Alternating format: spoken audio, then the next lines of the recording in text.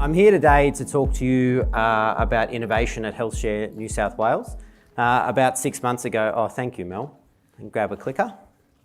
About 6 months ago I was tasked with establishing innovation at our organisation, and I'm going to talk to you about that establishment, and then Mel's going to come on and talk about how we've gone about implementing that.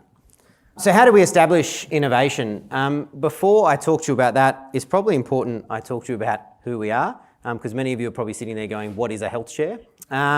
So HealthShare New South Wales is a very operational organisation, and we're designed to deliver the non-clinical services to New South Wales public health. And we do that through a number of ways, and our primary reason for being is to deliver services to return clinical time to our clinical staff so they can look after patients, right? That's what they should be focused on, not focused on any administrative stuff. And we do that through several services. So we deliver and produce all the food for New South Wales public hospitals. We do some clinical support services such as security, portering, cleaning. We deliver the linen services. We deliver the patient transport services. We deliver equipment. And we do all the procurement for medical consumables. And we do the employee shared financial services, all the pays. And every single day, that means we serve 65,000 meals. Over the course of a year, that's 24 million. So it'd be like having every single Australian over for dinner. I struggle just to have my parents over for dinner, so I don't know how I'd go with that. We supply 110 tonnes of clean linen every day, which means we also pick up 110 tonnes of dirty linen every day. We manage the wages for 146,000 people. That actually makes us the biggest payroll in the Southern Hemisphere. We process 12,000 accounts worth $72 million. We transport 520 non-emergency patients, which actually frees up capacity for New South Wales Ambulance to focus on emergencies. We manage the supply of 13,500 medical consumables at about 720 grand a day.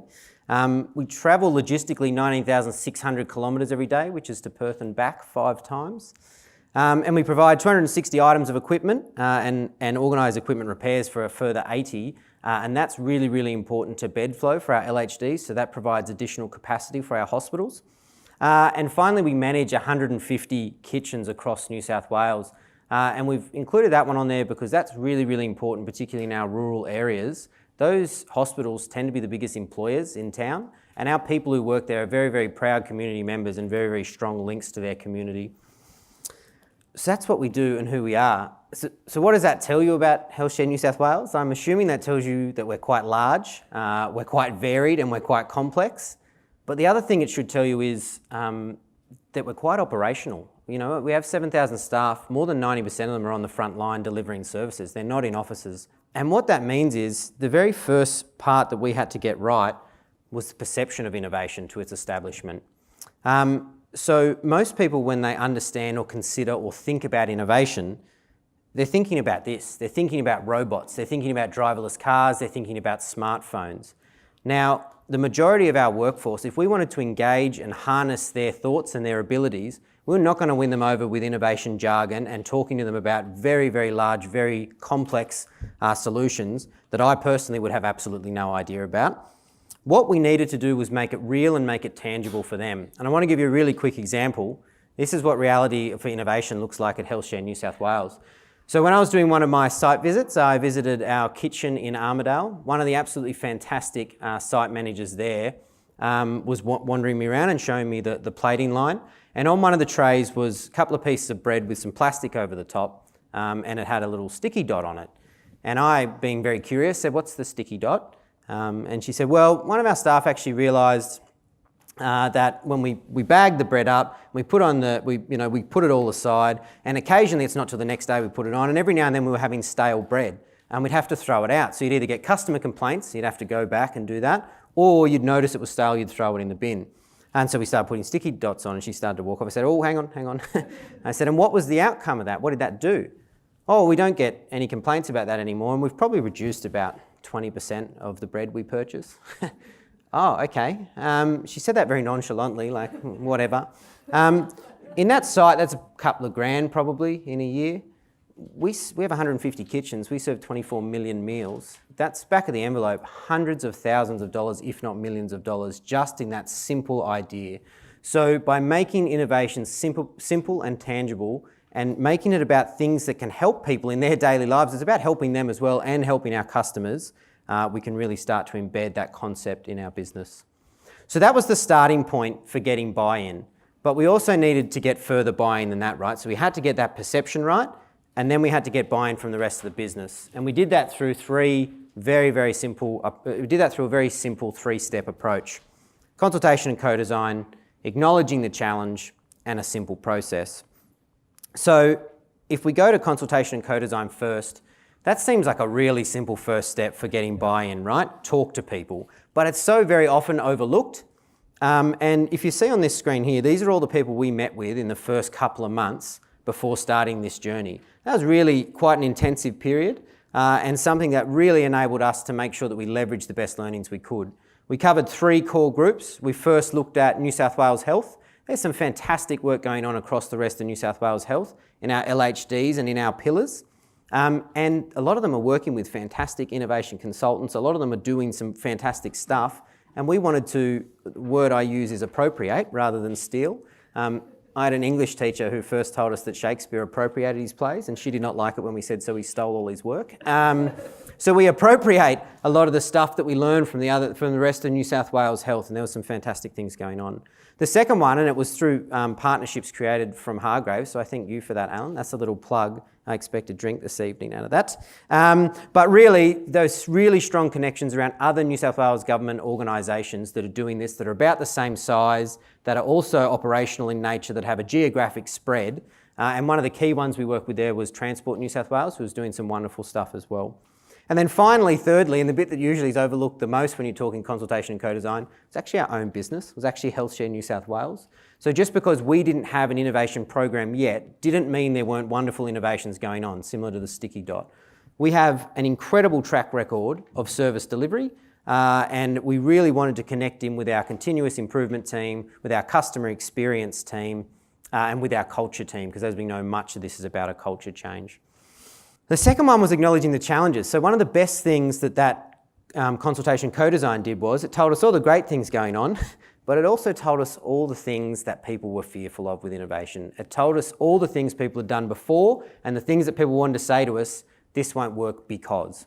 And if you try and tell everyone this will be easy, we'll just do it, we'll take care of it, don't worry, you will get no buy-in. The people in our business are very, very good at tangible, practical delivery. If you start talking concepts, if you start using jargon, they switch off immediately. And so whilst there were many more than 3 challenges raised by our wonderful executive and other leaders across the business, I'm not going to bore you with all of those. I'll boil it down to 3 that really were the 3 questions that we were asked. Are we culturally ready to accept innovation at HealthShare New South Wales?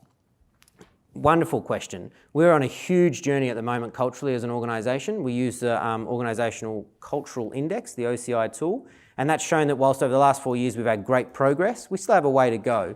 And so the question was, are we ready yet? Some of our results show we may not be.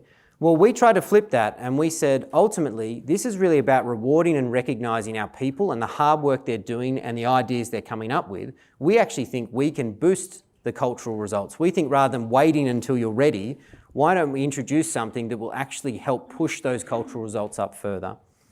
Will this add more red tape and actually stifle innovation? Another wonderful question.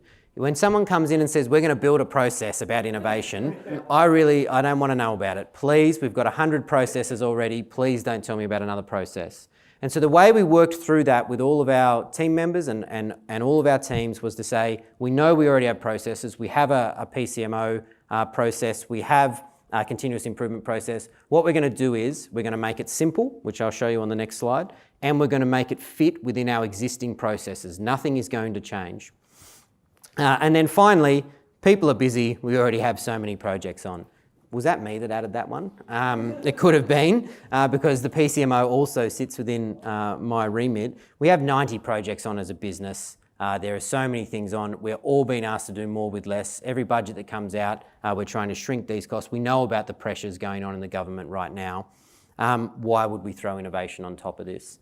And really, what we explained and the reason why I talked about the sticky dots rather than the huge innovation changes is because what we're trying to do is soak up those wonderful ideas that are already out there and already occurring. And what we want to do is to reward and recognise those ideas And then we want to be able to explain those ideas back to the business and get some synergies. If there's one good thing happening in a kitchen in Armidale, why are we not doing it in the other 149 kitchens across the state? So it's not about adding significant amounts of projects on top. Finally, we created a very simple process. Now, is this process more complex in the back end? And does my team have to understand this at a greater level of detail? Absolutely. Does the business care any more than what this slide says? Absolutely not. So that's all they need to know is it starts with a mindset, it's a cultural shift. They can then put their ideas in through many different channels and it's as simple as writing it down on a piece of paper. The approvals chain is only as complex as it needs to be. If your site manager can approve it, go for it. If the level above that needs to approve it, let's do that. The exact same with implementation. Can you implement this yourselves? Go for it. Do you need some support from our innovation team? Do you need some support from our project team? Do you need support from our continuous improvement team? We will connect you with the right people to help you implement it. And then recognition and value. I've spoken about that a few times already, but people need to be rewarded. They need to get the reward for the work they've done. The business needs to understand what that ROI was potentially, or what did that increase safety? Did it reduce cost? Did it increase time? What did it do? Let's explain it, recognise it, give people some certificates and shake hands. So what did that do for us? Well, that got us the buy-in. That got us endorsement from the ELT. This process is now underway. And because it's now underway, we're now at the hard part and we have to implement it. And as soon as things get hard, I just back straight away.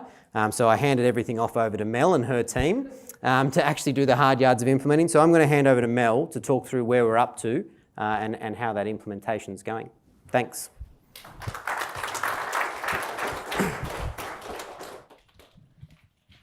Thanks, Garth. And don't let him fool you. He didn't come up with that process. My team did. It's true. So I think the hard thing is that we got buy-in. Great. We got our executive engaged. We got our executive wanting to do this. We got everyone in the business really excited about innovation. And that was the easy part. Might not sound easy the way Garth described it, but it actually was the easy part. The hardest part was how do we apply it and how do we actually implement innovation? I have a team of 3. So if you think about going back to the figures that Garth showed, 7,000 employees, how do we actually roll that out? How do we manage to support that across our organisation without me having a team of like 30 innovators or people who can roll it out? So we actually went and we used Hargraves' approach actually to help us identify how to do that. And I think one of the key things that we've looked at is who is actually involved in innovation. So we started out with, we're not the innovators. We're not the people out on the ground floor, and we're not the people out delivering the food, driving our patient transport vehicles, out solving those problems. We're not the people there, so we don't know what some of those issues are. We don't see those areas for opportunity. So we wanted to make sure we could engage our people. Now, once again, I have a team of 3. So how do we actually get out there to engage those people? So we came up with the model. Well, we didn't come up with the model, but it's the Hargraves approach. Some of you will be familiar with the catalyst. We came up with the innovation champion.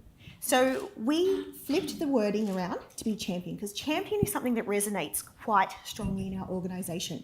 From a cultural perspective, we have a whole range of champions. So that was seen as quite a positive approach. So we've taken the catalyst approach and turned it into a champion. So we had 2 levels. We had our innovation champions, and then we had our lead innovation champions. And you're probably thinking, what is the difference? So our innovation champions are people who are probably there more at those local sites. So what Garth didn't explain is that we cover the area of almost all of New South Wales. Geographically, we're very diverse. So our innovation champions are out there on the ground. They're not necessarily the innovators, but they are the people that can help us pull those ideas. And they're people that the innovators and our people can go and have a chat to and talk about, this is the idea I have. What can I do with it? So the lead innovation champion is given the size as well. We can't just have a whole range of innovation champions out there. We need to have someone at that next level up that can help support our champions, help make sure that some of those ideas that are coming through are actually valid, that they do have purpose, they do add value. So that's the role of the lead innovation champion. Our people go to our lead innovation champions who can then work with our lead innovation champion to develop that idea further. Then the final thing is our innovation team. So our innovation team, we're not the innovators, we're actually the enablers of innovation. So we support our champions to actually build on ideas and develop those ideas. We keep track of those ideas, but we don't come up with them. And I think that's the key, is that one of the things that when we spoke to a lot of people is that you can't sustain innovation with an innovation team that's not out there in the business. You're not there, you're not actually doing things. So how can you come up with these ideas? You can't. So this is around who is involved in innovation in HealthShare. So this has led us to actually our approach around innovation. And for HealthShare, we came up with this, that innovation is everyone, every day, generating and implementing small to big ideas that add value to our people, services, and our customers. We're putting that responsibility back onto our people and giving them the ability to come up with an idea and saying that it's everyone, every day. So if you're out driving a patient vehicle, a patient transport van, and you see an opportunity, you can actually submit that idea and say, this is the idea I had, this is the great change that we can implement. If you're at our food site and you can see, hey, we're wasting bread, we can put a sticky dot in. It gives people the ability and gives them the ownership of actually being able to generate an idea. Now, the other thing that I will add is that not everyone's comfortable with implementing those ideas. So that's where our champions can come and help connect them to someone that can implement that idea. A small idea, someone would be comfortable, but sometimes they can be slightly bigger. It's not what we're going for, but some of those bigger ideas do require more support, and they require a little bit more in-depth knowledge. So that's why we've gone with this approach, and this has been quite positive, or positively received by our organisation. So I think the next thing is that our size. How do we start? So we decided to start piloting innovation within one of our business lines. And I've mentioned patient transport quite a lot. So patient transport has about 550 employees. They have 8 hubs that store their vehicles, and they have 1 booking hub. They're spread across New South Wales. They're all the way up to Tamworth, out to Illawarra. There's a range of hubs across New South Wales. So patient transport our non-emergency patient transports. They take the load off our ambulance services. So they could be taking patients from a hospital to have an X-ray, to have an ultrasound, to have various things. They could be taken to doctor's visits.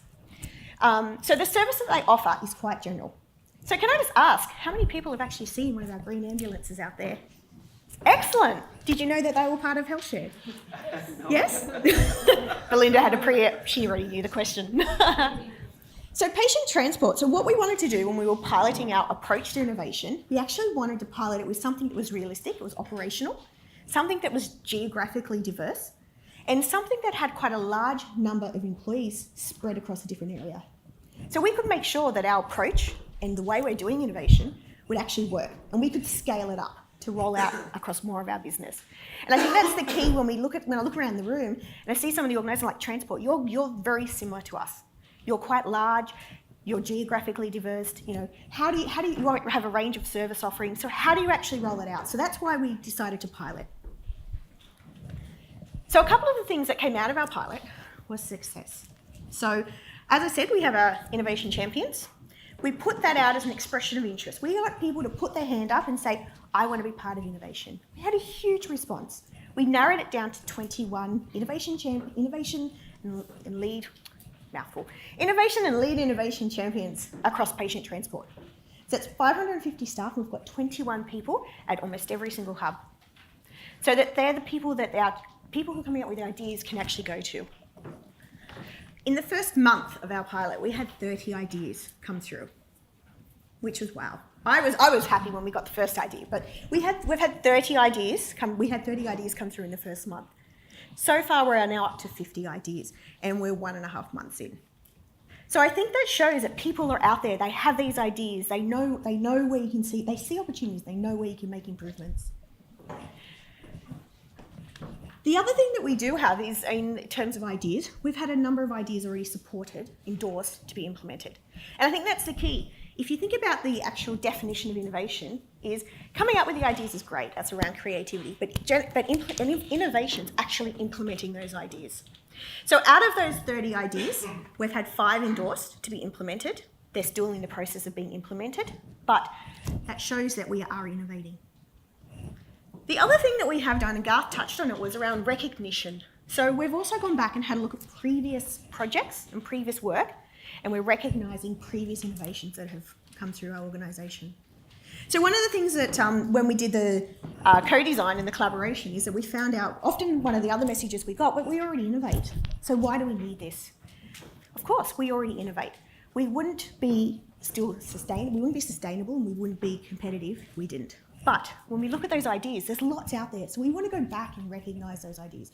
Recognise those people who have generated the ideas, who have implemented the ideas. And so far, just in patient transport, we've identified 17. We're still going through that process. So it's imagine what we're going to come up with. And we're going to be giving them an award to recognise that.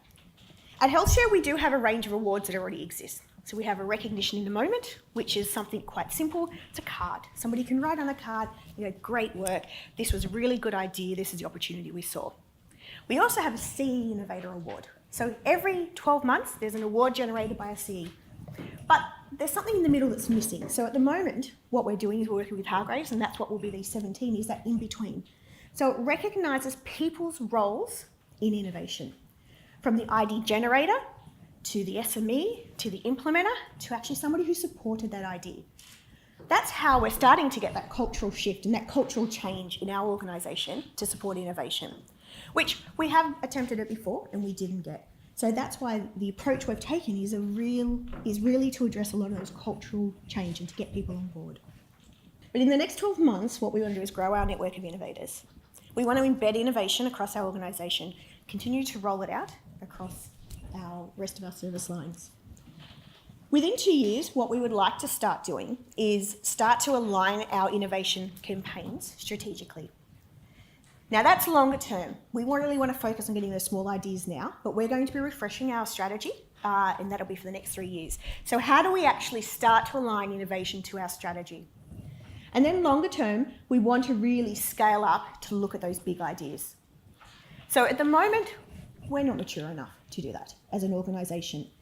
But that is my long-term vision for innovation, is that in 3 years' time, someone will have come up with a brilliant idea. Hopefully it'll start out small, and we have the potential to be scaled up, to be organisational-wide, to be New South Wales health-wide. Who knows what it could be.